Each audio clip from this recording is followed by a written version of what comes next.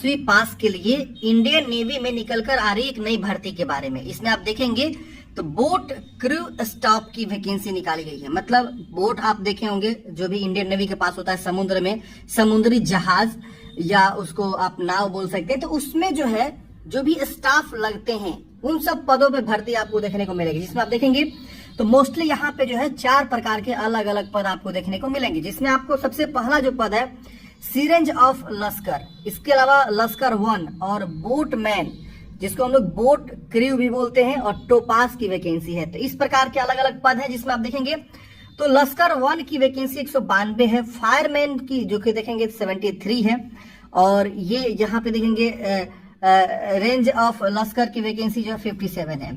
अब इस प्रकार से आपका यहाँ पे सैलरी भी बताया गया है कि इस पद के लिए सैलरी क्या होगा। तो जो ये वाला पद है इसमें सैलरी लेवल 4 आपको देखने को मिलेगा, जिसमें आपका सैलरी लेवल काफी शानदार है। इसके अलावा जो लश्कर 1 की वैकेंसी है और बोटमैन की वैकेंसी है, टोपास की वैकेंसी, इन तीनों की जो सैलरी आपको बताई गई है वो लेवल 1 की बताई गई है, जो कि आप यहाँ पे देख सकते हैं 18,000 से लेकर 56,900 आपकी सैलरी बताई गई है।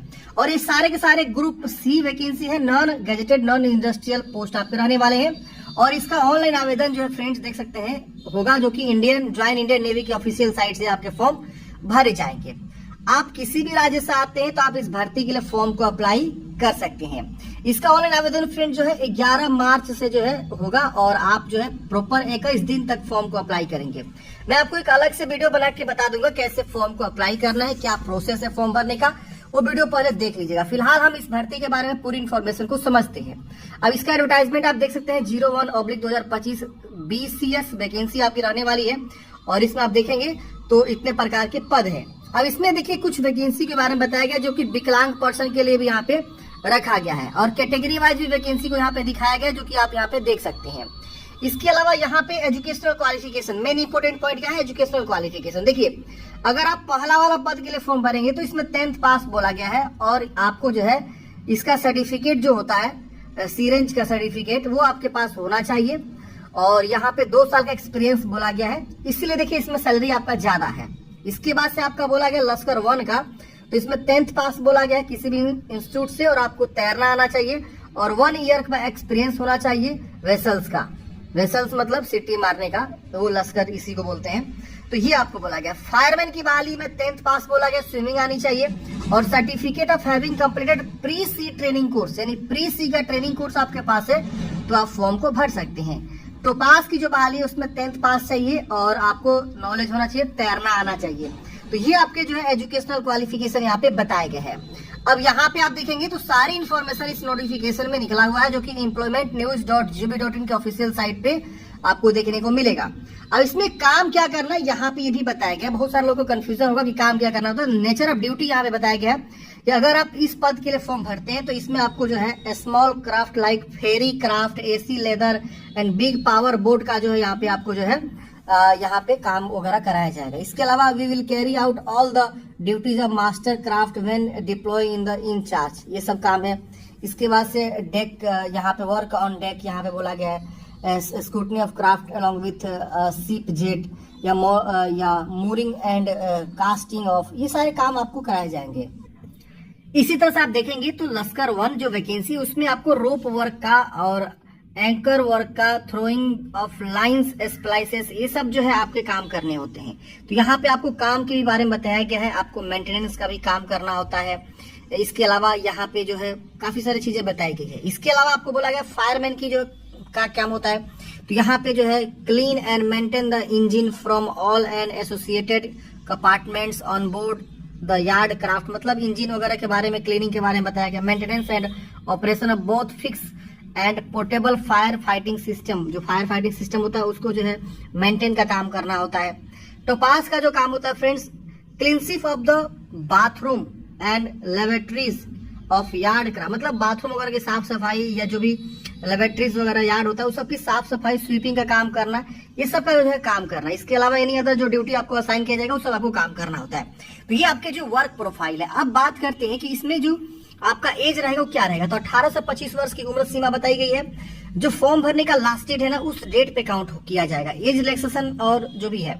इसके बाद से एज में जो छूट है, SC ST को 5 साल, OBC को 3 साल अपर एज में छूट मिलेगा, विकलांग को 10 साल का जो कि यहाँ पे जनरल के लिए, ओबीसी के लिए 13 साल और SC/ST को 15 साल, एक्स सर्विसमैन के लिए 3 साल का यहाँ पे छूट मिलेगा, विकलांग डिफेंस पर्सनल के लिए 3 साल का और SC/ST के लिए 8 साल का छूट मिलेगा, एक्स अग्निवीर के लिए 5 इयर्स के लिए, और यहाँ पे departmental candidates with 3 years continuously service in the central government के लिए 40 इयर्स तक का। तो ये सब जो है जानकारी आपको यहाँ पे दिया गया है। मोड ऑफ सिलेक्शन की बात करें तो सबसे पहले यहाँ पे ये लोग क्या करेंगे, शॉर्ट लिस्ट करेंगे कैंडिडेट्स को, नंबर ऑफ पोस्ट यहाँ पे वैकेंसी आएगी, उसके बाद से क्या करेंगे ये लोग शॉर्ट लिस्ट करेंगे। शॉर्ट लिस्ट में देखिए बताया गया कि 1/25 माने एक वैकेंसी के पीछे 25 लोग को ये लोग शॉर्ट लिस्ट करेंगे, जो आपके 10th क्लास में मार्क्स होते हैं ना उसके बिहाफ पे सबसे पहले यही होगा।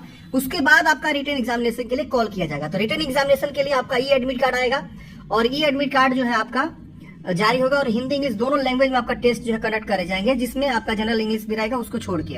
अब इसमें जो आपका सब्जेक्ट रहेगा वो general intelligence, reasoning, numerical aptitude का 20 क्वेश्चन यहाँ पे आपको रहेंगे। अब इस सभी के लिए देखिए यहाँ पे सभी के लिए बताया गया रिटन एग्जाम, और यहाँ पे 40 मार्क्स के। अच्छा नहीं, यहाँ पे जो फॉर टपास है, टपास के लिए थोड़ा सा अलग है।